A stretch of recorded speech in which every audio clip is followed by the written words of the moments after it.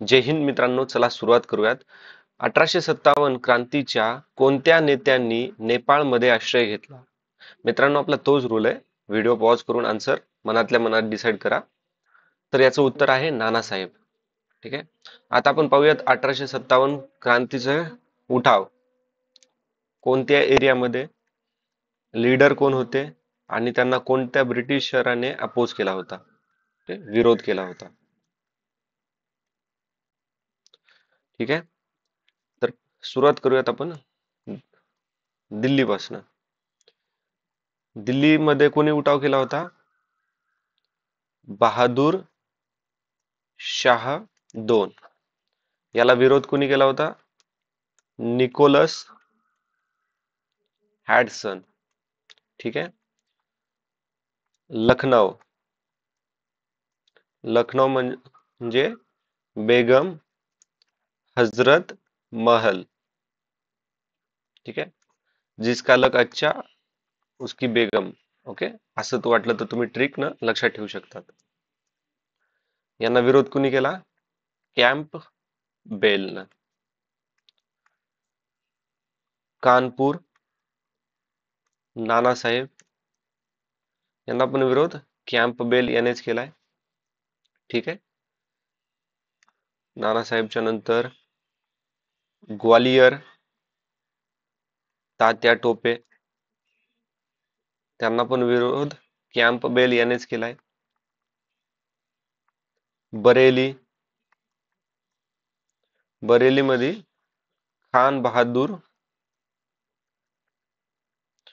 यांना विरोध camp bell.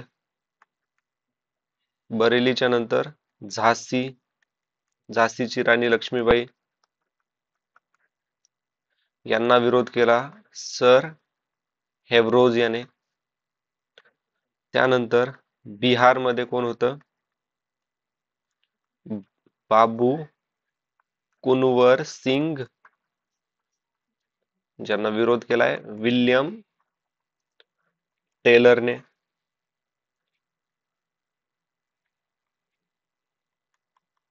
Allahabad, Liaquat Ali. Okay. General नील याने विरोध केला होता. ठीक आहे.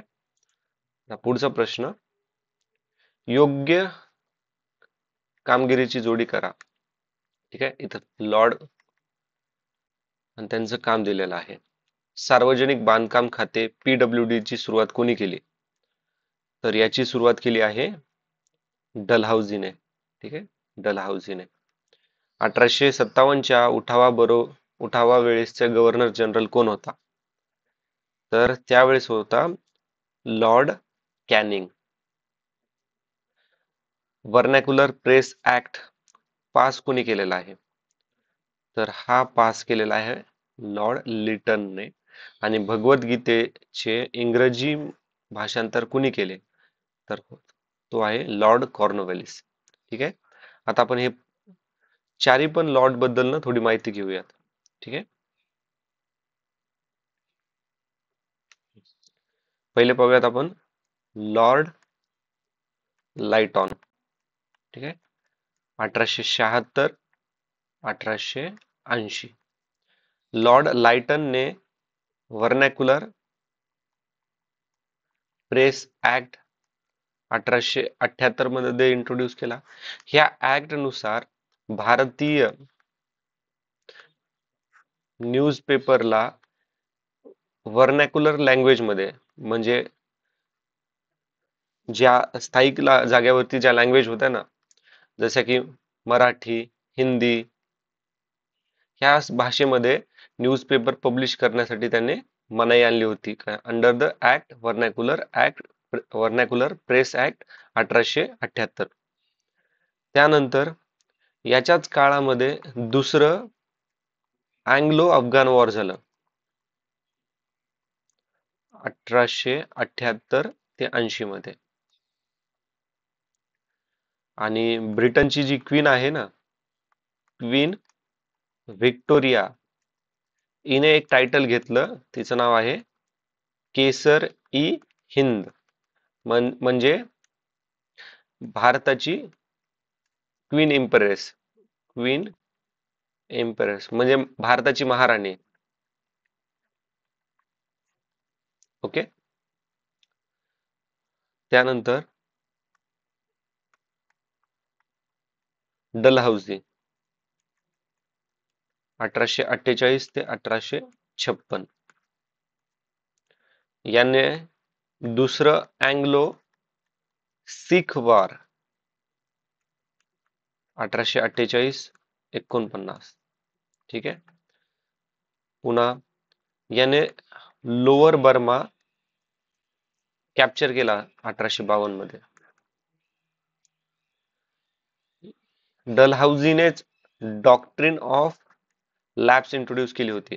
आता ह्या डॉक्ट्रिन ऑफ लॅब्स मध्ये काय असायचं, आता जे पण प्रिन्सली स्टेट होते, ओके, सपोज आपलं एक्झाम्पल घेऊयात आपण, झाशीची राणी लक्ष्मीबाई.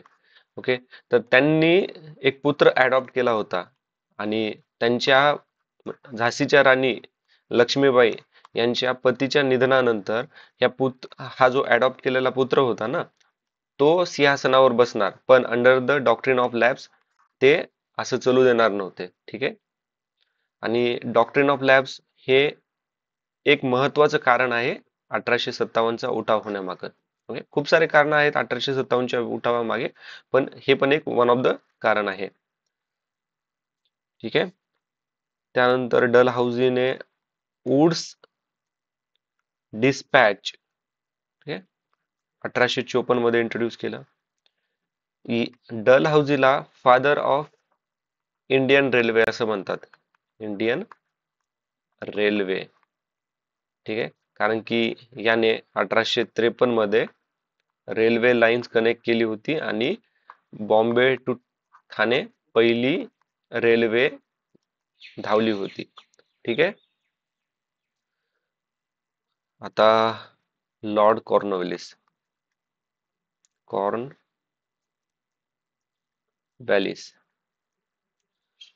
1786 ते 1793. याने तिसरं म्हैसूर वॉर 1790 ते 92. आता तुम्हाला काही सोर्सेस मध्ये ना, हा ठीक आहे, 1789 पण दिसेल, 1789 ते 92. थर्ड म्हैसूर वॉर झाल्यानंतर, third Mysore war Tipu Sultan versus britisher होते. याच्यात टिपू सुलतान आणि ब्रिटिशरांमध्ये एक ट्रिटी साईन झाली होती. त्या ट्रिटीचं नाव आहे ट्रिटी ऑफ सरिंगपट्टणम 1792 ला झाली होती. आणि ह्या ट्रिटीच्या अंडरमध्ये टिपू सुलतानला त्याचे 2 मुले ब्रिटिशरांकडे द्यावा लागले. ठीक आहे. अजून काय झालं होतं, लॉर्ड कॉर्नवॉलिसच्या काळामध्ये लॉर्ड कॉर्नवॉलिस कोड आला होता. ओके, कॉर्नवॉलिस कोड 1793 ला. आता एकदम महत्वाचा मुद्दा आहे, परमनंट सेटलमेंट याने इंट्रोड्यूस केले होते बेंगॉल मध्ये 1793. ठीक आहे. आता पुढचा लॉर्ड कोणता आहे, लॉर्ड कॅनिंग. Lord Canning 1856 1862. आता हे कालखंड पाहून तुम्हाला लक्षात यायला पाहिजे 1857चा उठाव याच्यात काळ झालेला आहे. कॅनिंगच्या काळात याने 3 युनिव्हर्सिटीची स्थापना केली. पहिली कलकत्तामध्ये, मद्रास आणि बॉम्बे मध्ये. आता 1857च्या उठावानंतर काय करण्यात आलं होतं, ईस्ट इंडिया कंपनीला अबोलिश करण्यात आलेलं होतं. ओके, आणि जी पण ईस्ट इंडियाकडे पॉवर होती ती सर्व पॉवर, सर्व कारभार हा क्राऊन कडे म्हणजे क्वीन कडे ट्रान्सफर करण्यात आलेला होता. ठीक आहे. 1858 मध्ये गव्हर्नमेंट ऑफ इंडिया ऍक्ट 1857 हा पास करण्यात आला होता आणि Indian council act Indian council कायदा 1861 हा पण याच्याच कालखंडामध्ये बनवलेला होता. ठीक आहे. आता पाहूयात प्रश्न पुढचा. कोणत्या गव्हर्नर जनरलनी इनाम कमिशन 1828 ला नेमले? तर याचं उत्तर आहे Lord William Bentinck. Lord William Bentinck. आता ह्या ऑप्शन मधले सगळे लॉर्ड पाहूयात आपण. लॉर्ड विल्यम बेंटिक 1828 ते 1835 मध्ये. याने सती प्रथा अबोलिश केली होती 1829. सती प्रथा मध्ये सर्वात महत्वाचं योगदान कोणी कोणी केलं होतं सती प्रथा बंद होण्यासाठी? राजा राम मोहन रॉय. राजा राम मोहन रॉयला राजा ही उपाधी कोणी दिली होती? अकबर दोन या राजाने दिली होती. ठीक आहे, मुघल राजाने दिली होती. ठीक आहे. आणि याच्याच बेंटिकच्याच काळामध्ये चार्टर ऍक्ट 1833 पारित करण्यात आला होता. ह्या कायद्यानुसार ईस्ट इंडिया कंपनीची मोनोपोली ही चाय व चायना यावरतीच होती आणि बाकीच्या ज्या आपण ब्रिटिश ब्रिटिश कंपनीज होत्या ना त्यांना एंट्री दिलेली होती. ठीक आहे. 20 वर्षासाठी ईस्ट इंडिया कंपनीची मोनोपोली मंजूर केली होती. फक्त कोणत्यासाठी? चहावरती आणि चायनाच्या ट्रेडवरती. म्हणजे भारतामध्ये चहा चहाचा ट्रेड सोडून बाकी सर्व ट्रेड बाकीचे ब्रिटिश व्यापारी करू शकतात. ठीक आहे. ओके. आता लॉर्ड हॅस्टिंग. ठीक आहे. लॉर्ड हॅस्टिंग 1813 1823. लॉर्ड हॅस्टिंगच्या काळामध्ये अँग्लो नेपाळ वॉर झालं 1814 ते 16 मध्ये. 1816 मध्ये यांच्यामध्ये ट्रिटी साइन झाली. त्या ट्रिटीचं नाव आहे ट्रिटी ऑफ सौगाली. नंतर तिसरं अँग्लो मराठा वॉर झालं 1817 ते 1819 मध्ये. ओके. आणि महत्वाचं आहे 1820 मध्ये याच्या कालखंडात रयतवारीची सुरुवात झाली. ओके. रयतवारी सिस्टीमची सुरुवात झाली. ओके. आता ऑप्शन मध्ये नेक्स्ट कोणता आहे? लॉर्ड हेस्टिंग झालं, विल्ले बेंटिक. आता लॉर्ड वेलेस्ली आणि लॉर्ड मायो. ठीक आहे.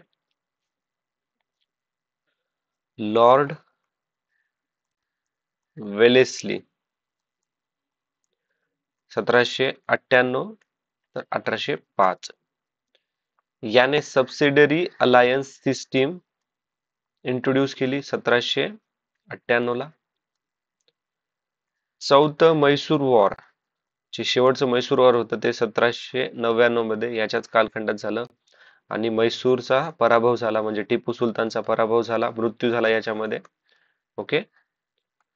आणि म्हैसूर हे जे म्हैसूर हे जे राज्य होतं हे अंडर द सबसिडरी अलायन्स काय करण्यात आलं? ब्रिटिशरांच्या अंडर मध्ये आलं ते.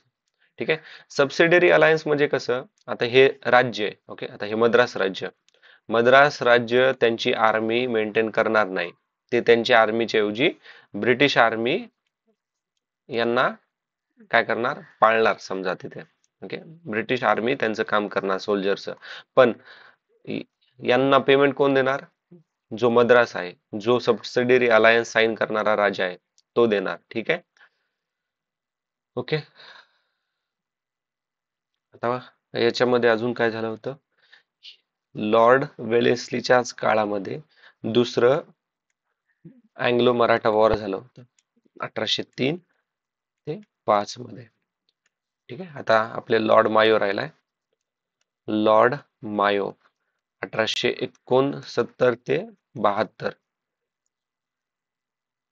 Indian evidence act 1872. त्यानंतर जमीन इम्प्रुव्हमेंट ऍक्ट किंवा लँड इम्प्रुव्हमेंट ऍक्ट याने प्रिझन रिफॉर्म केले. आता महत्वाचा मुद्दा आहे हा. लॉर्ड मायोने जी मिलिटरीवरती खर्च आहे ना आणि सिव्हिल अफेअर मधला खर्च गव्हर्नमेंटचा कमी केला. कमी केला होता. पुढचा प्रश्न आहे आपला आता 1858च्या भारत सरकार कायद्याचा परिणाम शोधा. तर 1857ला जो उठाव झाला त्यानंतर 1858चा भारत सरकार कायदा कोणी लॉर्ड कॅनिंगने इंट्रोड्यूस केला होता. ठीक आहे, आपण आता जस्ट बघितलेलं होतं. तर याच्यात काय झालं होतं आपण ते पण डिस्कस केलं. एक कंपनीची जी एंड ऑफ कंपनी, ओके, कंपनीचा राजवटीची इतिश्री झाली, ओके, समाप्ती झाली होती. अजून आता एक लक्षात ठेवा, मुक्त आणि अनिवार्य प्राथमिक शिक्षण, राईट टू एज्युकेशन ऍक्ट 2009, 6 ते 14 वयोगटातील सर्व विद्यार्थ्यांना मोफत आणि कंपल्सरी एज्युकेशन, कलम नंबर 21 सब क्लॉज ए मध्ये मेन्शन केलेला आहे. आणि फंडामेंटल ड्युटीची कलम नंबर 51 ए सब क्लॉज के मध्ये मेन्शन केलेला आहे. ठीक आहे. आता स्थानिक स्वराज्य. स्थानिक स्वराज्य म्हणजे काय? तर आता ना एक महत्वाचं आहे, लॉर्ड रिपन. ठीक आहे, लॉर्ड रिपन. लॉर्ड रिपन याला म्हणतात father of India's local self government. ठीक आहे, कारण की लॉर्ड रिपन याच्याच काळामध्ये स्थानिक स्वराज्य म्हणजे लोकल सेल्फ गव्हर्नमेंट म्हणजे पंचायत, ओके, पंचायती बनवण्याचं डिसाईड करण्यात आलं होतं. ठीक आहे, आता लॉर्ड रिपन बद्दल थोडी माहिती घेऊयात आपण. याचा कालखंड कोणता? 1880 ते 84. जो व्हर्नॅक्युलर ऍक्ट पास केला होता ना, तर तो रिपील कोणी केला, तो रिमूव्ह कोणी केला, तर Lord Ripon vernacular act ripple केला होता 1882 मध्ये. पहिली फर्स्ट फॅक्टरी ऍक्ट 1881 मध्ये याने इंट्रोड्यूस केला होता. ठीक आहे, याच्यामध्ये महिन्यातून 4 दिवस सुट्टी, स्त्रियांना एक ब्रेक आणि 7 ते 14 वयोगटातील जे चिल्ड्रन्स आहेत त्यांना फक्त 7 घंटे काम, आणि जिथे डेंजरस काम आहे, मशिनरीज आहेत, तिथं हॉर्न वगैरे लावण्याची किंवा फेन्सिंग करण्याची जे पण कायदे करण्यात आले होते ना, ते फर्स्ट फॅक्टरी ऍक्ट 1881 मध्ये झाले होते. ठीक आहे, त्याच्यानंतर अजून काय काय झालं होतं? लोकल सेल्फ गव्हर्नमेंट केव्हा बनविली ती याने? 1882 ला. सगळ्यात महत्वाचा मुद्दा आहे आता, Ilbert bill controversy. Ilbert bill controversy कोणी केली होती किंवा कोणाच्या काळामध्ये झाली होती? इल्बर्ट बिल कॉन्ट्रोवर्सी 1883-84 मध्ये लॉर्ड रिपनच्या याच्यामध्ये. हंटर कमिशन कशाच्या रिलेटेड आहे? एज्युकेशनच्या रिलेटेड आहे, लॉर्ड रिपनच्या काळात 1882 मध्ये. ठीक आहे, पुढचा प्रश्न पाहूयात आपण आता. वासुदेव बळवंत फडके यांनी आपल्या सहकाऱ्यांच्या मदतीने कोणत्या गावावर पहिला दरोडा घातला? तर उत्तर आहे धामारी. वासुदेव बळवंत फडके म्हणजे त्यांना एक father of armed struggle for Indian freedom यांनी एक रिव्होल्युशनरी ग्रुप बनवला होता, जे रामोसी पीपल आहेत ना त्यांना घेऊन. पुणे या ठिकाणी 1874 मध्ये त्यांनी ऐक्यवर्धिनी सभा याची स्थापना केली होती. ठीक आहे. पुढचा प्रश्न आहे, स्त्रियांची संख्या जास्त असलेल्या जिल्ह्यामध्ये मुंबई उपनगर या जिल्ह्याचा क्रमांक पहिला असून त्या खालोखाल पुणे, नाशिक, ठाणे या जिल्ह्यावर क्रमांक अनुक्रमे आहे. स्त्रियांची संख्या कमी असलेल्या जिल्ह्यामध्ये गडचिरोली जिल्ह्याचा क्रमांक पहिला असून त्या खालोखाल हिंगोली, वाशिम, भंडारा असे जिल्ह्यावार क्रमांक अनुक्रमे आहेत. टफ प्रश्न आहे आणि मी सजेस्ट करेन असले प्रश्न तुम्ही स्किप करा. ठीक आहे. म्हणजे कारण की बघा कसं असतं, एवढं पूर्ण डेटा तुम्हाला लक्षात राहणं म्हणजे एक्झाम प्रेशर मध्ये थोडस डिफिकल्ट असतं. आणि याचं उत्तर आहे अ आणि ब हे दोन्ही विधान चूक आहेत. ऑप्शन 4 याचं उत्तर आहे. ठीक आहे. आता याच्यात मुंबई उपनगर या लोकसंख्येची घनता किती आहे मुंबई उपनगराची, तर ती आहे 20,980. ठीक आहे. तुम्ही असं एक गेस करू शकतात बघा, इथली लोकसंख्याची घनता एवढी आहे 20,980, तर स्त्रियांची संख्या पण इथे जास्त असू शकते. ठीक आहे. असं एक गेस करू शकतात. पण पुणे, नाशिक, ठाणे इथे थोडंसं कन्फ्युजन होऊ शकतं. इवन तुम्हाला ठाण्याची पण लोकसंख्या घनता लक्षात येईल की 1100 समथिंग 1157 आहे. ओके.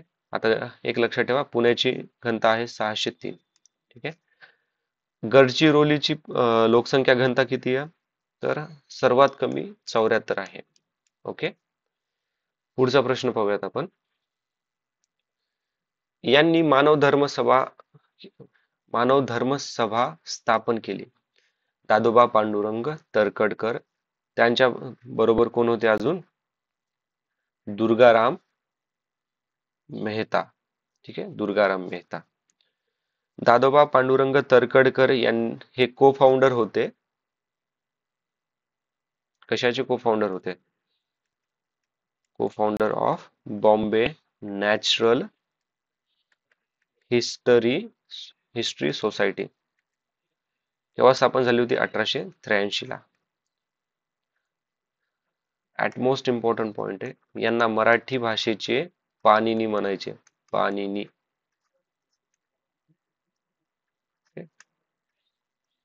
मराठी भाषेचे पाणिनी दादोबा पांडुरंग तरखडकर यांना म्हणायचे. ओके. ज्ञानप्रसारक सभेची स्थापना मुंबईमध्ये कोणी केली, दादोबा पांडुरंग तरखडकर यांनी केली. उद्दिष्ट काय होतं ज्ञानप्रसारकचं, तर याचं उद्दिष्ट होतं जे यूथ आहेत त्यांच्यामध्ये देशभक्ती जागृत करणं, अवेअरनेस जागृत करणं. ठीक आहे. गोपाळ आगरकर, केसरी, टिळकांचा जो केसरी न्यूजपेपर होता मराठीमध्ये पब्लिश व्हायचा, त्याचे पहिले संपादक कोण, गोपाळ आगरकर. ओके. डेक्कन एज्युकेशन सोसायटीचे को फाउंडर, फर्ग्युसन कॉलेजचे को फाउंडर. फर्ग्युसन कॉलेजमध्ये 1890 ते 92 या कालखंडामध्ये कोण होते, प्रिन्सिपल होते. ओके. त्यानंतर सुधारणा न्यूजपेपर. आता आपण पाहूयात भाऊ महाजन बद्दल. भाऊ महाजन यांचं पूर्ण नाव काय, किंवा गोविंद विठ्ठल कुंथे यांचं टोपण नाव काय, असा प्रश्न विचारला तर भाऊ महाजन, किंवा भाऊ महाजन हे टोपण नाव कोणाचं आहे, गोविंद विठ्ठल कुंथे. हे एक जर्नलिस्ट होते. ओके. जर्नलिस्ट होते. त्यांनी मराठी न्यूजपेपर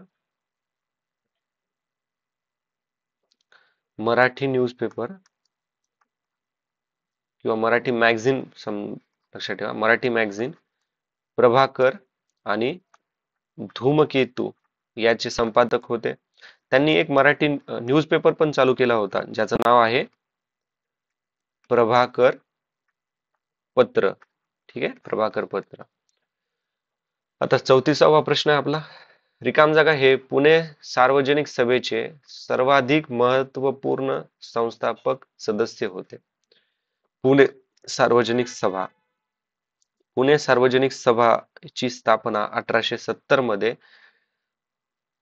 न्यायमूर्ती महादेव गोविंद रानडे, गणेश वासुदेव जोशी, एस साठे, एस चिपळूणकर ह्या चौघांनी मिळून केली होती. उत्तर आहे ऑप्शन नंबर 4. आता पुढचा प्रश्न फार महत्वाचा आहे आणि याच्यामध्ये दोन जाग्यावरती कन्फ्युजन होऊ शकतं. न्यू इंडिया वर्तमानपत्र खालीलपैकी दिलेल्या कुठल्या देशात सुरू केले? तर हे ह्या 4 देशापैकी इंग्लंड या ठिकाणी सुरू केलं होतं. ठीक आहे.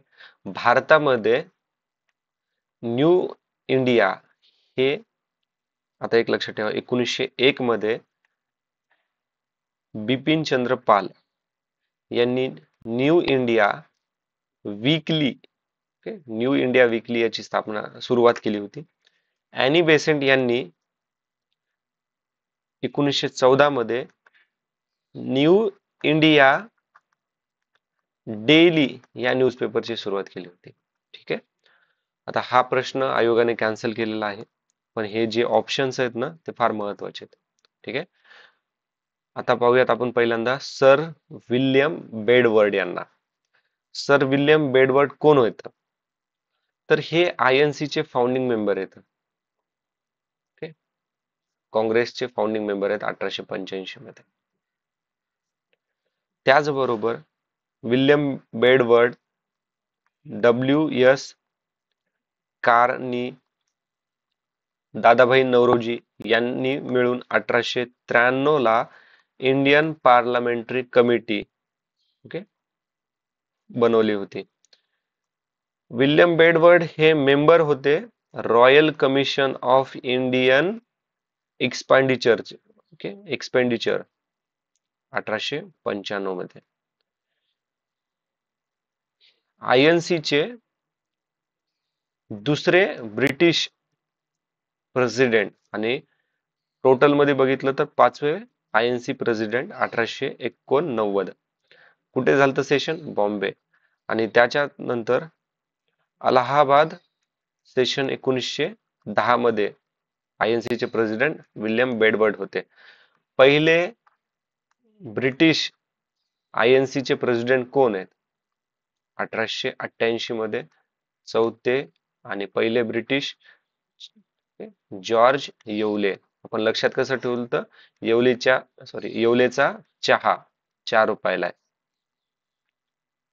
ठीक आहे. आता त्यानंतर पाहूयात आपण ॲलन ह्यूम याने सेफ्टी वॉल थिअरी, यालाच फादर ऑफ काँग्रेस असं पण म्हणतात. आणि जे पहिलं सेशन झालं होतं INC त्याचे सेक्रेटरी कोण होते? तर ॲलन ह्यूम हाच होता. मॅक्स मुलर याने ट्रान्सलेट केला होता ऋग्वेद इंटू इंग्लिश. आता ऋग्वेद हे खूप वेगवेगळ्या स्कॉलरनं ट्रान्सलेट केलेला आहे इंग्लिश मध्ये. त्याच्यातनं एक महत्वाचं लक्षात ठेवा,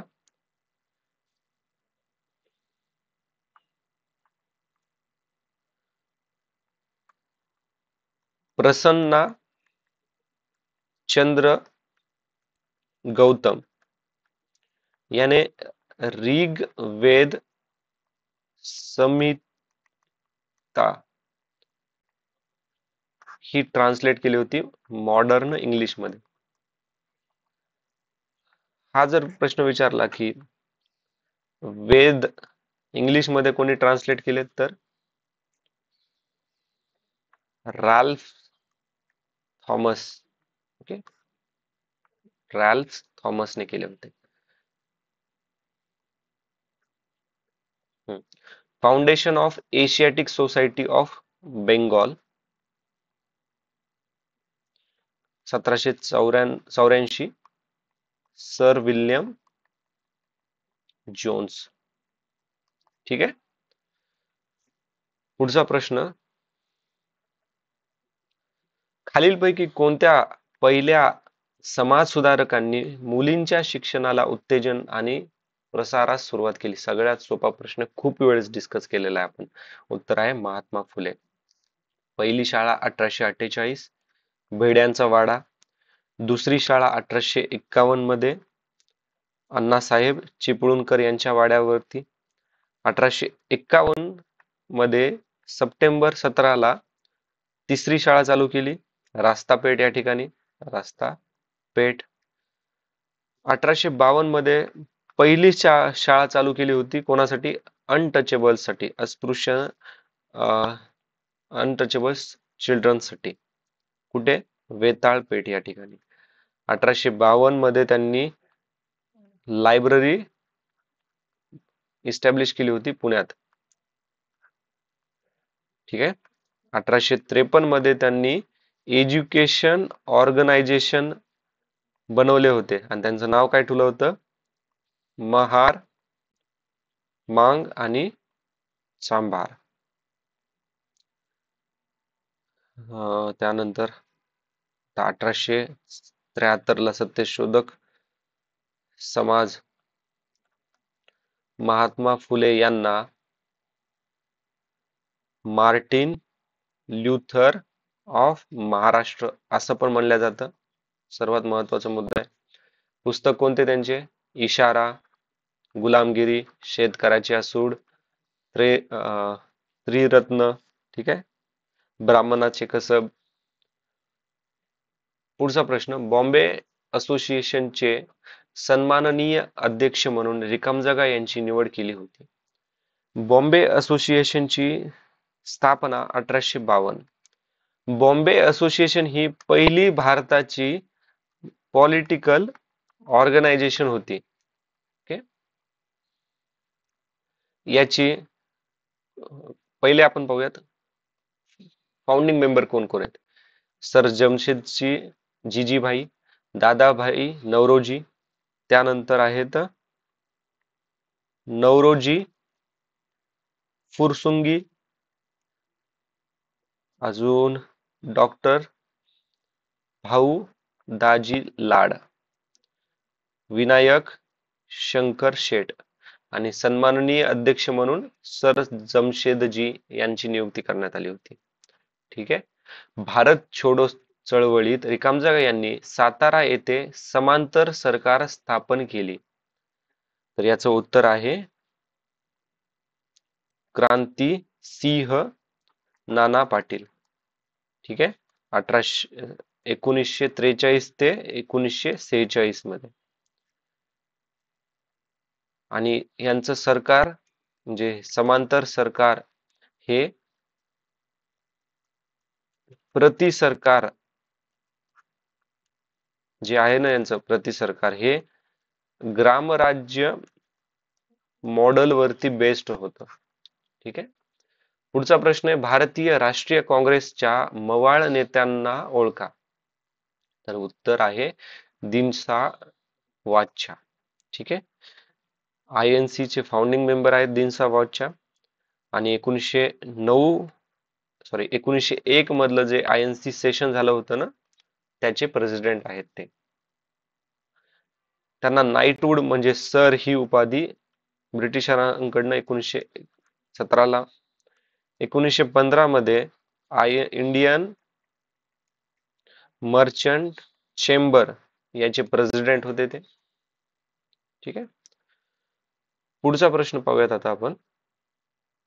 ठीक आहे मित्रांनो, आता बाकीचे प्रश्न आपण नेक्स्ट व्हिडिओमध्ये डिस्कस करूयात. ऑलरेडी हे डिस्कस केलेले आहेत आपण.